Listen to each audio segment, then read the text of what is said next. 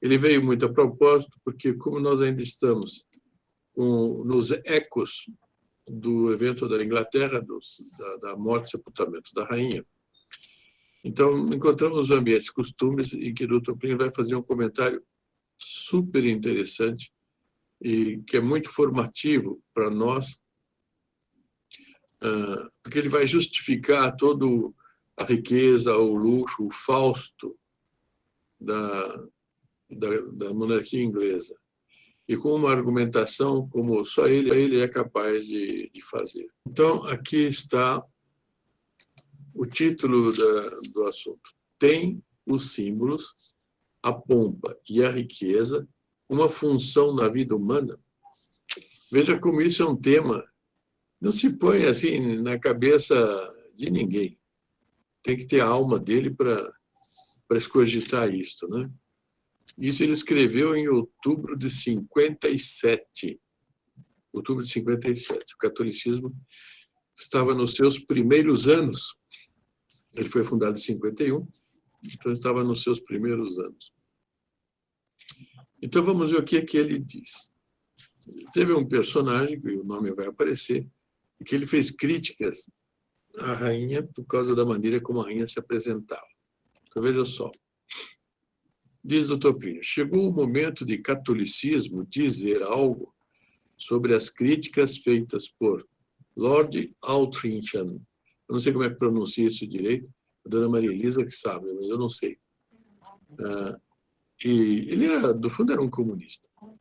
Então, chegou o momento de catolicismo dizer algo sobre as críticas feitas por Lord Altrincham e parte da imprensa britânica à Rainha Elizabeth. Então, o Dr. Plínio viu aquelas críticas e se julgou no dever de refutar aquilo, por amor à monarquia, à hierarquia, etc. Diz ele, o pronunciamento desta folha, quer dizer, o catolicismo, só poderia ser em ambientes, costumes e civilizações. Vejam, essas três palavras juntas definem tanta coisa, e ele pegou, explicitou e cunhou essa fórmula que, no fundo, trata de tudo da vida, como se deve ver todos os aspectos da vida. E ele continua. E isto pela própria natureza do assunto. Eu disse, pois foram bem do gênero desta sessão as críticas que a jovem soberana sofreu. Então, sofreu no ambiente, costumes e civilizações. Foi nesse prisma. Aqui tem uma foto que foi publicada no Catolicismo. Não sei se na época está a rainha, está o marido dela, que é o príncipe consorte, e esse menino que aparece bem no meio é o Charles. E do lado dele tem uma irmã dele, que eu não sei se o nome é Anne, não me lembro qual é o nome. Anne. Anne, não? Bom, então, vejam bem, evidentemente, uma outra coisa nós não faríamos, não deixaríamos passar, mas tem tantas outras coisas representadas aí, que é assim como a gente come uma fruta que não se come a casca, nem o caroço, a gente deve pegar o que é aproveitável e recusar o que não é aproveitável. Em resumo, Lord Altrincham, que é esse que está aí com esse punho cerrado aí, e seus sequazes atacaram Elizabeth II por julgar que sua apresentação, seu modo de ser, o tônus aristocrático da corte inglesa são incompatíveis com a ideia que nosso século igualitário faz de uma rainha. Nós podíamos dizer que o progressismo faz de um papa, faz de um bispo, faz de um padre, né? Isso também se diga. Ele criticando, né, no século igualitário, mas ele como um lorde, né? Pois é aí que está. Ele, por assim dizer, suicidando a nobreza, né? É uma contradição enorme. Ou seja, ele tinha uma mentalidade que ele mesmo odiava a nobreza. Bom, vamos em frente. O que pensar disto? Que a crítica de Lord Altrincham... Sim? Esse Ham aí, o senhor fala separado, é Altrincham. Altrincham. É Buckingham. Então, Altrincham. eu não falo chefe, não. Altrincham. Altrincham. É. Vou ver se eu consigo. Então, que a crítica de Lord Altrincham é espantosamente superficial ou fundamentalmente insincera. Pois, se nosso século é tão igualitário que as mais belas tradições do passado monárquico e aristocrático não podem sobreviver, então também a própria monarquia não tem mais razão de existir. Ora, nós vimos no que se passou recentemente na Inglaterra uma afirmação dessa verdade de Sorotoplínio. Se a rainha tivesse derrubado essas tradições todas, não teria havido essa maravilha que foi todo o cerimonial fúnebre dela. Foi uma coisa magnífica, tão magnífica que foi gente do mundo inteiro para ver. E o pessoal do mundo inteiro assistiu por outras vias televisivas. Dizem que cerca de 4 bilhões de pessoas assistiram. Bom, o que Altrincham pediu foi, no fundo, a transformação da monarquia em instituição pequeno-burguesa. Naquele tempo que o Dr. Plínio fez, era isso. Se fosse Francisco I, era numa instituição miserabilista, que é isso que eles gostam. Ele quereria, o tal Lord, Elizabeth II vestida não como rainha da Inglaterra, mas como rainha de beleza de arrabaldo. Olha só. Hein? Capaz de figurar sem demasiada dissonância ao lado de Khrushchev e Bulganin, 2 comunistas, né, nas cerimônias oficiais. Então, eles queriam uma rainha que não causasse contraste com os comunistas, com o miserabilismo. Agora, vai ser muito bonita a argumentação que o Dr. Plínio vai dar para justificar o oposto do que ele quereria. Olha que cara de gente ruim, né? Se ele não o percebeu, foi superficial. Esse é o que ele disse. Ele não percebeu, foi superficial. Se o percebeu, foi insincero quando formulou suas críticas como monarquista. Porque ele é monarquista, ele é lord, e ele fez essas críticas, então ele foi insincero. Quer dizer, ele mentiu. Ou incoerente, a gente poderia também dizer. Pois, por sua boca, falava um igualitarismo essencialmente antimonárquico. Quer dizer, como é que ele se mantém o título de Lorde? Ele devia pôr de lado o título de Lorde, por exemplo, e não usar mais. Ele devia ser antimonárquico. E, no fundo, ele era antimonárquico. Sobre Altrincham, quanto basta. Não parece que se perca mais tempo com ele. Todo bem. Então, vamos deixar esse homem de lado. Agora vamos para o lado da rainha. Vamos ao mérito da questão. Qual é o mérito da questão? É verdade que o cerimonial monárquico inglês é anacrônico e deve ser plebeizado? Veja como ele tira o veneno da cobra e diz, agora vamos ver isso aqui de frente. E o que ele pôs na cabeça, ele explicitou o que estava na cabeça do homem, mas que o homem não disse assim. E ele diz com muito mais profundidade do que as expressões que o próprio Lorde usou. Então, repito, é verdade que o cerimonial monárquico inglês é anacrônico e deve ser plebeizado?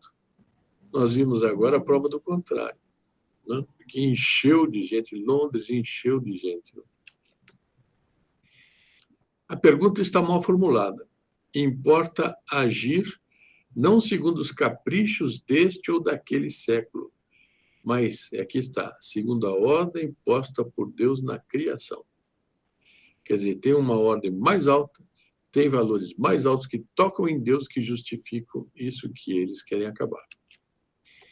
Quis a providência que houvesse na natureza os materiais belos e preciosos com os quais o engenho humano, retamente movido por um anelo de beleza e perfeição, veja bem, anelo de beleza e perfeição, produz as joias, os veludos, as sedas, tudo, enfim, que serve para o ornamento do homem e da vida. Interessante, ornamento do homem e da vida. O ornamento do homem e da vida são necessários. Imaginar uma ordem de coisas, qualquer que seja a forma de governo, hein?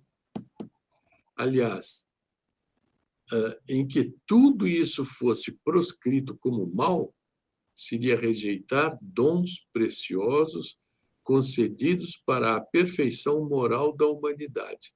Interessante, doutor Plínio, afirmar que esses dons preciosos são concedidos por Deus para a perfeição moral da humanidade. Por isso, eles devem ser usados corretamente. Vejam só. De outro lado, Deus deu ao homem a possibilidade de exprimir por gestos, ritos, formas protocolares, a alta noção que tem de sua própria nobreza ou da sublimidade das funções de governo espiritual ou temporal que, por vezes, é chamado a exercer. Isso é super interessante, super importante. Então, Deus deu ao homem a possibilidade de exprimir por gestos, ritos, formas protocolares, a alta noção que tem de sua própria nobreza ou da sublimidade das funções de governo espiritual ou temporal, que, por vezes, é chamado a exercer. Daí, além do luxo, a pompa como elemento natural da vida de um povo culto. Então, normalmente, os povos que não gostam dos adornos finos, nós temos adornos tribais, que são assim muito, muito primitivos, mas os adornos finos, feitos ricos, são características de um povo culto. Esses recursos decorativos foram feitos para adornar a tradição, o poder legítimo, os valores sociais autênticos.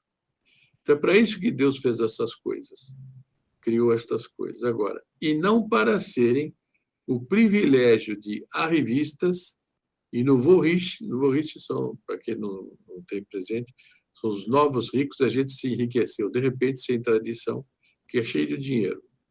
Então, que estadeiam na opulência, para o que nada os preparou. Quer dizer, eles só ganharam aquilo, mas eles não tiveram passado, não tiveram uma tradição, não tiveram algo que os fizesse merecer aquilo. Então, eu repito, e não para serem o privilégio de arrivistas e nouveau riche, que estadeiam na opulência, para o que nada os preparou, em boates, cassinos ou hotéis suntuosos. Então, essa gente vai para lugares ricos, riquíssimos, boates, cassinos e hotéis suntuosos, eu me lembro aquele Las Vegas, por exemplo, e vai viver num luxo espantoso lá, sem ter categoria, sem ter tradição, sem ter nada. Se endinheiraram e não se puliram. São cheios de dinheiro, mas não são cultos. Bem, adiante.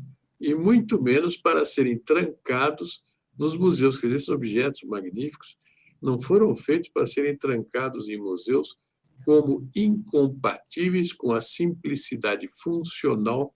Quer dizer, tudo aquilo, o mundo deve ser funcional, então deve ser simples, prático, né? E também incompatível com a sisudez lúgubre de um ambiente mais ou menos sovietizado. Então, os ambientes, certos tipos de ambientes que a gente vê, são sisudos e lúgubres, que são meio sovietizados, ambiente típico do comunismo soviético. Assim entendidos, esses elementos decorativos têm essencialmente uma admirável função cultural, didática e prática da maior importância para o bem comum. Friso, esses elementos decorativos, assim entendidos, têm essencialmente uma admirável função cultural, didática e prática da maior importância para o bem comum. Quer dizer, é importante para o bem comum que essas coisas sejam bem aproveitadas, como devem ser aproveitadas por quem deve ser aproveitadas. No balcão, a rainha e o duque de Edimburgo, foi aquela fotografia que nós vimos, e seus 2 filhos se apresentam aos aplausos da multidão. Séculos de gosto, finura, poder e riqueza prepararam pacientemente essas joias magníficas, essa indumentária nobre, essa perfeita estilização de atitudes e expressões fisionômicas. Quem não tem tradição, quem não tem o passado deles, não tem aqueles gestos. Não adianta querer fazer, que não tem aqueles gestos. Aqui está. Vai ver, põe algum desses quaisquer para fazer os gestos que quiserem, não sai coisa de categoria, não sai mesmo. O máximo que pode sair é coisa digna. Na medida em que são pessoas elevadas e tudo, aí pode ter gestos realmente muito, muito bonitos, muito bem estilizados. Mas fora disso, não tem conversa. Considerando as conveniências do corpo, é bem possível que a rainha achasse mais cômodo nessa hora estar de penhoar e chinelos fazendo tricô. O duque preferisse estar numa piscina e as crianças rolando num gramado. Mas eles compreendem que essas coisas só se fazem em particular. A pessoa só pode se permitir certas coisas, nunca pecaminosas, estando em particular. Em público não se faz. Em público não se faz. E eles, como devem saber disso, né? Elas podem ser boas, por exemplo, para um pastor fazê-las diante de seu rebanho de irracionais. Então, o pastor de ovelhas, por exemplo, de outros bichos, que ele pode tomar certas atitudes diante dos seres irracionais que ele pastoreia. Mas isso não pode ser, porém, para um chefe de Estado se impor ao respeito de um povo inteligente. Um povo inteligente precisa ser alçado, precisa ser puxado para cima. E certas atitudes não são absolutamente cabíveis em chefes de Estado. Há animais se tange fazendo uso de um bordão e dando capim. É assim que se toca os animais. Para homens, são necessárias convicções, princípios e, em consequência, símbolos em que tudo isto se exprima. Quer dizer, então o símbolo deve exprimir o que está por dentro daquele que o utiliza. Quando a família real assoma assim ao balcão, ela simboliza o quê? A doutrina da origem divina do poder, a grandeza de sua nação, o valor da inteligência, do gosto, da cultura inglesa. É uma mentira dizer que o poder vem do povo. O poder não vem do povo de coisa nenhuma. Se o poder viesse do povo, ele viria de baixo para cima. O poder vem de cima para baixo. Quando Pilatos disse para Nosso Senhor: você não me responde, não sabe que eu tenho o poder de te salvar ou de te condenar? E Nosso Senhor disse: não terias esse poder se não te fosse dado do alto. Bom, as multidões aplaudem quando vem aquilo. Do mundo inteiro vêm pessoas desejosas de contemplar esta manifestação de grandeza da Inglaterra. E realmente, quantidades de pessoas vão lá. E ao terminar, todos se dispersam dizendo: que grande instituição, que grande cultura, que grande país. Aqui está nosso segundo clichê: Elizabeth em trajes comuns. Imagine-se que, doravante, ela só se apresentasse assim ao povo. Olha, está digna. Hein? Quem viria para vê-la? E, vendo-a, quem pensaria na glória da Inglaterra?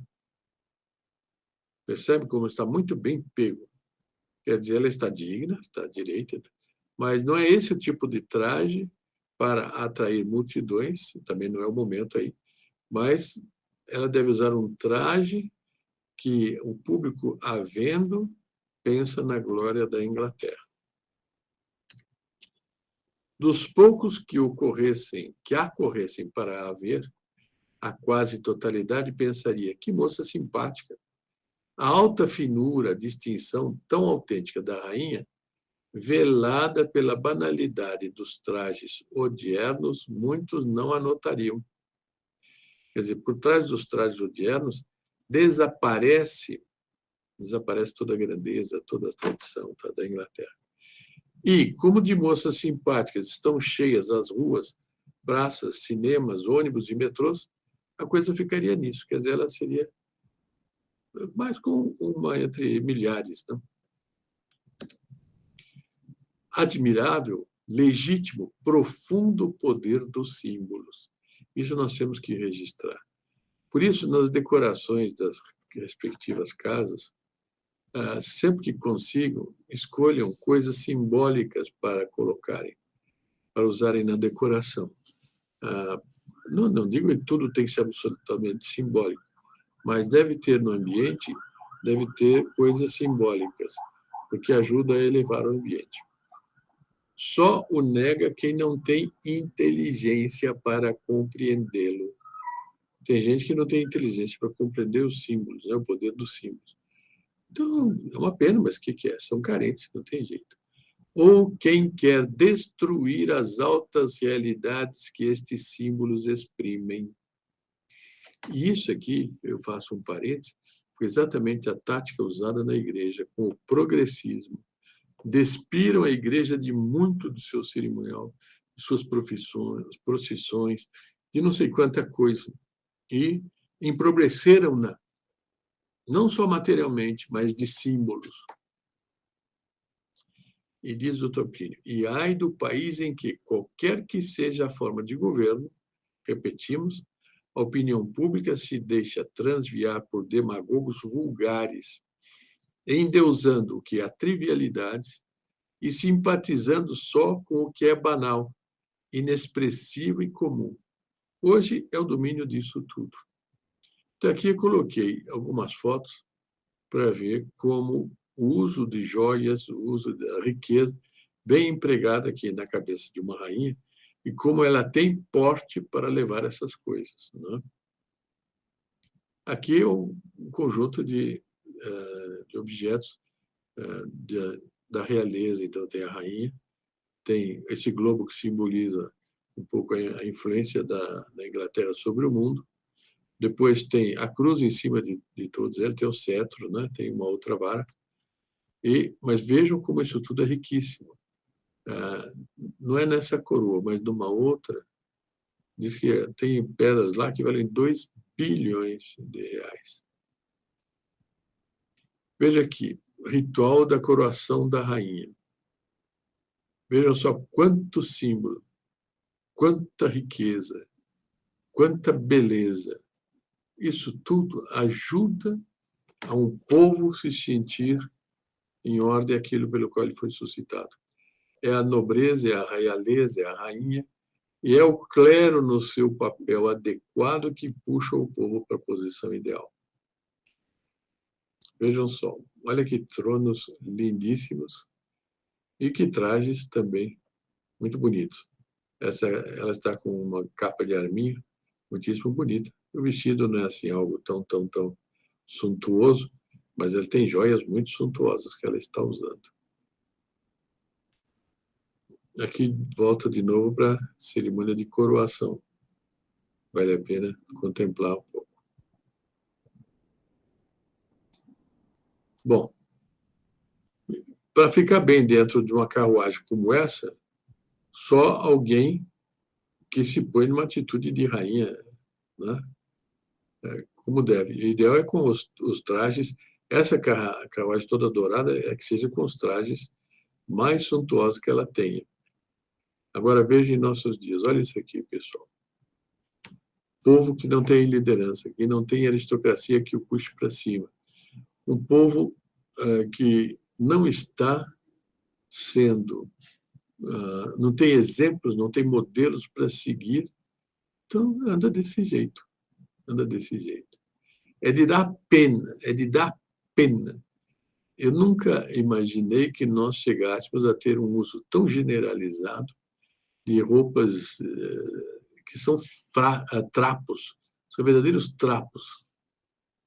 Bom, aqui são pessoas assim, são empresários, algo assim, Eu só coloquei porque as máscaras não dá muito para perceber quem são, mas vejam só, são pessoas que têm dinheiro, têm uma certa... Não são ricos, mas têm dinheiro para ter coisa muito melhor do que isso. Mas vejam só. Mas quem é modelo para eles? Quem que eles vão imitar? Eles não têm quem imitar. Então, fico nisto. Aqui eu quis colocar, porque é uma tentativa que está tendo agora de levantar valores históricos tradicionais do Brasil. Essa é uma tropa, são os Dragões da Independência, que tem uma beleza, tem um esplendor magnífico, tem nobreza, tem tudo, apesar de não ser feita, assim, composta por nobres, mas tem muita nobreza e tem uma procura de algo mais alto. E é por isso que vale a pena a gente pegar os comentários que nós vimos anteriormente e aplicar na avaliação disto. Aqui tem uma imagem de Nossa Senhora na Espanha. Vejam a riqueza dos trajes dela. Essa imagem, Nossa Senhora da Esperança Macarena, de Sevilha, ela tem um museu só com as capas e coroas dela, de ouro, coisas riquíssimas. E ela se apresenta assim. Bom, para a gente imaginar Nossa Senhora, rainha do céu e da terra, é muito interessante. É verdade que os espanhóis, eles têm um jeito ele está na alma deles,